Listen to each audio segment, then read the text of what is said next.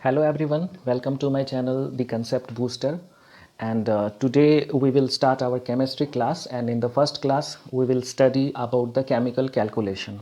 Okay, but before starting the chemical calculation start करने से पहले मैं कुछ important terms आपको समझाना चाहूँगा क्योंकि chemical calculation एक ऐसा टॉपिक है जिसको समझने से पहले हमें कुछ चीज़ों के बारे में थोड़ा समझना होगा, जैसे एटम्स क्या होते हैं, आयंस क्या होते हैं, molecules, atomic weight, molecular weight etcetera, क्योंकि उसको बिना समझे हुए आप केमिकल कैलकुलेशन के साथ डील नहीं कर सकते, क्योंकि वो ऐसे टॉपिक्स हैं जो केमिकल कैलकुलेशंस में यूज़ होंगे और ज़्यादातर स्टूडेंट्स को ये टॉपिक थोड़ा कॉम्प्लिकेटेड, थोड़ा टफ लगता है और इसके पीछे भी कारण यही है कि उनको बेसिक टर्म्स का पता नहीं होता और इस वजह से वो समझने में ज़्यादा सक्सेसफुल नहीं रहते।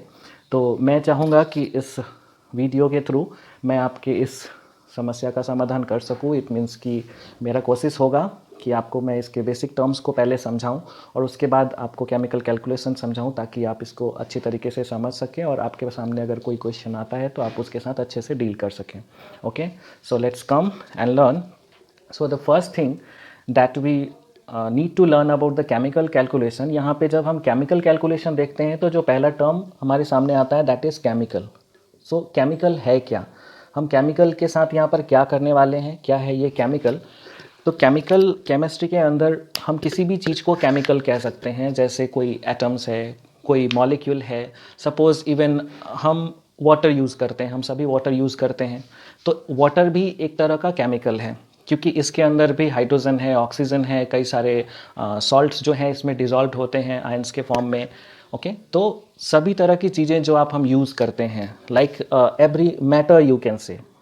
when we say matter means what, anything that have some mass and occupies space। कोई भी चीज़ जो आपके आसपास है, इवन जो हवा आप महसूस कर पा रहे हैं, पानी हो, आपका बुक हो, पेन हो, कॉपी पेंसिल, एनीथिंग जो भी हमारे आसपास है, हमसे दूर है, जिसको हम देख पा रहे हैं, टच कर पा रहे हैं, फील कर पा रहे हैं, वो सभी चीज़ें मैटर्स हैं, जिसके पास अपना कुछ मास होता है और वो कुछ जगह ऑक्यूपाई करता है, स्पेस ऑक्यूपाई करता है, तो हम उसको मैटर कहते हैं। ठीक है, तो मैटर मैटर केमिस्ट्री के अंदर मैटर का इम्पोर्टेंस सबसे ज़्यादा है, क्योंकि केमिस्ट्री में जो हम पढ़ते हैं वो मैटर्स के बारे में ही पढ़ते हैं। Chemistry actually deals with the composition of matter, यानी कि किसी भी मैटर के अंदर क्या है, किस तरह के आयंस हैं, एटम्स हैं, मॉलिक्यूल्स हैं, इन्हीं चीज़ों के साथ हम डील करते हैं केमिस्ट्री में।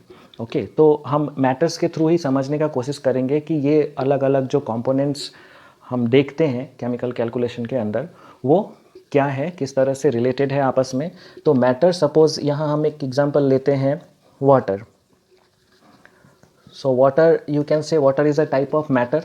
ओके, और ये वाटर किससे बना है, आप में से ज़्यादातर लोगों को ये पता होगा कि इसका जो केमिकल कॉम्पोजिशन होता है वो H2O होता है, यानी कि जो वाटर बनता है वो 2 हाइड्रोजन और 1 ऑक्सीजन से मिलकर के बनता है। हालांकि जब हम वाटर कहते हैं तो उस वाटर में बहुत तरह का वाटर हो सकता है, it may be distilled water, it may be pure water, it may be combination with different types of minerals. Okay, लेकिन यहाँ पे जो वाटर हम एज्यूम कर रहे हैं वो सिर्फ हाइड्रोजन और ऑक्सीजन से मिलकर के बना हुआ है। तो वाटर एक मैटर है और ये मैटर जो है वो हाइड्रोजन और ऑक्सीजन दो चीज़ों से मिलकर के बना है। तो यहाँ पर जो ये हाइड्रोजन और ऑक्सीजन आप देख रहे हैं, ये हाइड्रोजन और ऑक्सीजन दो अलग अलग एलिमेंट्स हैं। ओके, अब ये एलिमेंट्स क्या है, तो केमिस्ट्री में हम अभी तक जितना जानते हैं हमारे पास 118 एलिमेंट्स जो है एग्जिस्ट करता है, जिसके साथ हम रिएक्शंस करते हैं, कराते हैं, या जिनके मिलने का प्रोबेबिलिटीज़, पॉसिबिलिटीज़ हम देखते हैं। तो लेकिन ये सारे के सारे एलिमेंट्स हमारे लिए उतना ज़्यादा यूज़फुल या उतना ज़्यादा इंपॉर्टेंस का नहीं है। हम इनमें से कुछ एलिमेंट्स को बहुत ही ज़्यादा यूज़ करते हैं डेली लाइफ में। ओके, तो ये एलिमेंट्स बेसिकली प्योर सब्सटेंसेस होते हैं। Elements are pure substances. Okay, and these pure substances actually react with each other. ये सब्सटेंसेस आपस में रिएक्ट करते हैं, okay, to form different types of molecules. Okay, तो हाइड्रोजन और ऑक्सीजन यहाँ पे दो अलग अलग एलिमेंट्स हैं और ये हाइड्रोजन और ऑक्सीजन यहाँ पे रिएक्ट करके एक मॉलिक्यूल बना रहा है जो वाटर है, और यही वाटर एक मैटर है। हालांकि हम इस हाइड्रोजन और ऑक्सीजन को भी अलग अलग एक मैटर की तरह ट्रीट कर सकते हैं, बिकॉज ये भी, इनके पास भी अपना एक मास होता है। Hydrogen also has a definite mass and oxygen has also a definite mass and it occupies the space also. तो हम हाइड्रोजन और ऑक्सीजन को भी अलग अलग एक मैटर मान सकते हैं। ओके, बट ये वाटर जो है ये हाइड्रोजन और ऑक्सीजन दो अलग अलग एलिमेंट्स के कॉम्बिनेशन से बनता है। और ये हाइड्रोजन और ऑक्सीजन जब इसको हम तोड़ते हैं, यानी अगर इसको हम स्प्लिट करेंगे, तो हमारे पास जो चीज़ बचेगा वो होगा एटम्स। ओके, एंड एटम जो है ये किसी भी मैटर में पाया जाने वाला सबसे छोटा स्पेसीज है, सबसे छोटा कंटेंट है। Okay, atoms is the smallest component found within the matter. Okay, and what are atoms? How can we define atoms? Atom को हम कैसे डिफाइन कर सकते हैं? तो atoms are smallest particle. Okay, smallest particle of any element. किसी भी element का ये सबसे छोटा पार्टिकल होता है। सपोज यहाँ हाइड्रोजन है, तो हाइड्रोजन में जब हम एक सिंगल हाइड्रोजन की बात करते हैं तो ये एक सिंगल हाइड्रोजन एटम है। ओके, जिसमें सिर्फ एक हाइड्रोजन होगा। और ये सिंगल हाइड्रोजन को हम इस हाइड्रोजन में पाए जाने वाले, जब हम हाइड्रोजन बोलेंगे तो वहाँ एक हाइड्रोजन नहीं बल्कि बहुत सारा हाइड्रोजन होगा। और इस हाइड्रोजन में हाइड्रोजन का बहुत सारा एटम्स होगा, क्योंकि एक सिंगल हाइड्रोजन बहुत ही ज़्यादा छोटा होता है जो आप इमेजिन नहीं कर सकते। तो ये हाइड्रोजन एटम जो है स्मॉलेस्ट पार्टिकल होता है किसी भी एलिमेंट का। जैसे यहाँ हाइड्रोजन एक एलिमेंट है और इसका सबसे छोटा पार्टिकल जो है वो है hydrogen atom.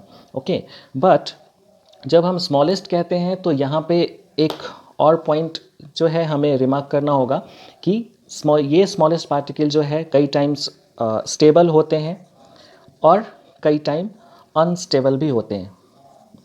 Okay, means atoms are smallest particle of any element that has independent existence or may not have independent existence. Independent existence means उसका stability हो सकता है या नहीं भी हो सकता है। जब हम एटम्स बोलते हैं तो ज़रूरी नहीं है कि वो एटम स्टेबल हो। सपोज़ कि अगर हाइड्रोजन की बजाय अगर हम हीलियम लेते हैं तो हीलियम जो है वो एक नोबल गैस है और इसका स्टेबिलिटी बहुत ही ज़्यादा है।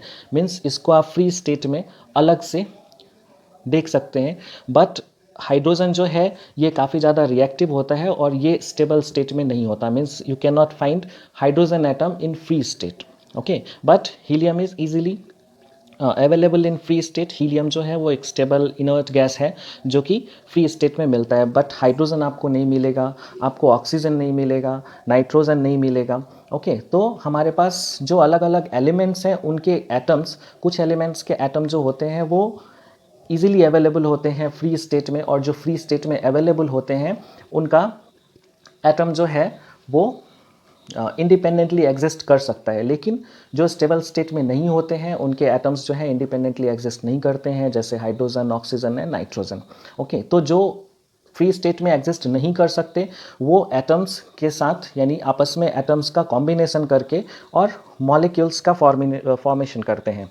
जैसे हाइड्रोजन फ्री स्टेट में एग्जिस्ट नहीं करता तो ये हाइड्रोजन एक दूसरे हाइड्रोजन के साथ कॉम्बिनेशन करके और H2 मॉलिक्यूल बनाता है। यानी मॉलिक्यूल जब हम बोलते हैं तो molecule is combination of atoms. There may be 2 atoms और मोर देन 2 एटम्स। 2 एटम भी हो सकता है, उससे ज़्यादा भी हो सकता है। जैसे अगर सल्फर देखें तो इसका S8 भी अवेलेबल है, यानी कि 8 सल्फर एटम्स जो है एक साथ कॉम्बिनेशन में एग्जिस्ट करते हैं। यानी मॉलिक्यूल्स वो सब्सटेंसेस होते हैं जो एटम्स के कॉम्बिनेशन से बनते हैं। और मॉलिक्यूल्स भी 2 तरह के हो सकते हैं। जैसे यहाँ पे जो हम देख रहे हैं वो हाइड्रोजन, 2 हाइड्रोजन एटम्स एक साथ कंबाइन करके एक मॉलिक्यूल बना रहा है, that is hydrogen molecule. Okay, उसी तरह से ऑक्सीजन जो है वो ऑक्सीजन के साथ मिल करके और ऑक्सीजन मॉलिक्यूल बना सकता है। लेकिन ज़रूरी नहीं है कि मॉलिक्यूल 2 सेम तरह के एटम से बने, ये अलग अलग एटम्स के कॉम्बिनेशन से भी बन सकता है। सपोज़ कि अगर हम हाइड्रोजन और ऑक्सीजन की बात करें तो H2 और O2 इन दोनों को कंबाइन करके हम एक H2O बना सकते हैं। H2O जो है यहाँ पे 2 अलग अलग एटम्स का कॉम्बिनेशन है, यहाँ पर हाइड्रोजन भी है और ऑक्सीजन भी है, तो इसे भी हम एक मॉलिक्यूल ही कहेंगे। But this is the combination of 2 different types of atoms, that is hydrogen and oxygen. But यहाँ जो एग्जांपल है हमारे पास हाइड्रोजन H2 या फिर ऑक्सीजन O2 या अगर नाइट्रोजन लेते हैं तो N2, ये सब जो एग्जांपल्स हैं ये सब एलिमेंट्स एक्चुअली में इनके एटम्स फ्री स्टेट में एग्जिस्ट नहीं कर सकते, यानी कि इंडिपेंडेंटली एग्जिस्ट नहीं कर सकते. They need some combination. They may combine with the atoms of themselves. Means hydrogen hydrogen के साथ कंबाइन कर सकता है, या हाइड्रोजन ऑक्सीजन के साथ कर सकता है, कार्बन के साथ कर सकता है, किसी और दूसरे डिफरेंट एटम्स के साथ कॉम्बिनेशन कर सकता है. तो मॉलिक्यूल्स दोनों तरह के मिलते हैं, जैसे सेम एटम्स का भी कॉम्बिनेशन हो सकता है और दूसरे एटम्स का भी कॉम्बिनेशन हो सकता है. तो होप कि एटम और मॉलिक्यूल्स यहाँ पर क्लियर होगा आपके लिए.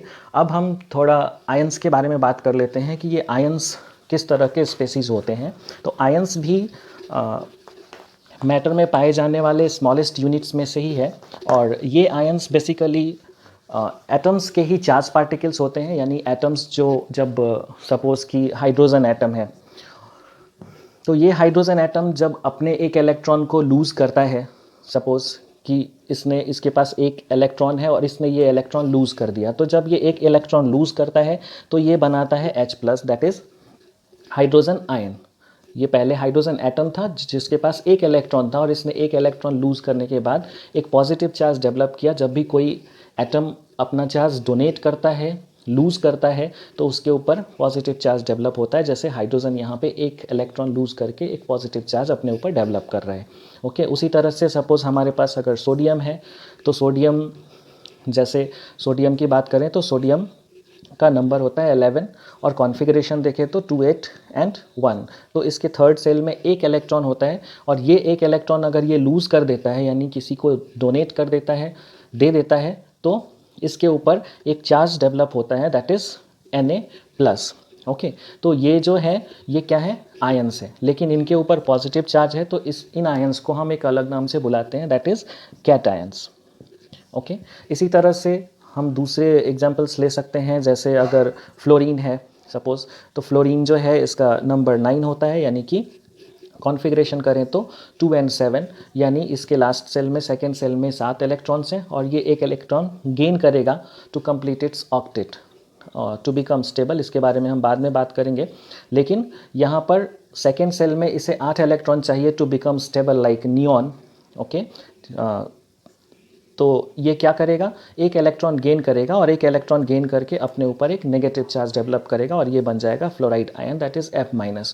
उसी तरह अगर क्लोरीन की बात करें तो क्लोरीन का नंबर 17, और ये 2 8 and 7, यहाँ भी थर्ड सेल में एक इलेक्ट्रॉन कम होने की वजह से ये एक इलेक्ट्रॉन गेन करेगा, और एक इलेक्ट्रॉन गेन करने के बाद ये Cl- बनाएगा. तो यहाँ पर दो एग्जाम्पल्स आप जो देख रहे हैं, ये नेगेटिव आयंस है, और नेगेटिव आयंस को हम एन आयंस के नाम से जानते हैं. तो आप नेगेटिव आयंस या एन आयंस भी कह सकते हैं.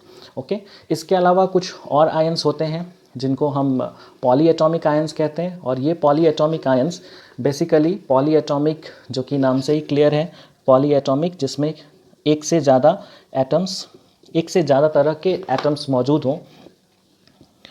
जैसे फॉर एग्ज़ाम्पल अगर हम एग्जाम्पल लें CO3 की, तो ये CO3 जो है, इसमें एक कार्बन और 3 ऑक्सीजन के एटम्स मौजूद हैं. सपोज़ कि ये हमारा एक कार्बन एटम है, और इसे हम 3 ऑक्सीजन जो है साथ में जोड़ रहे हैं.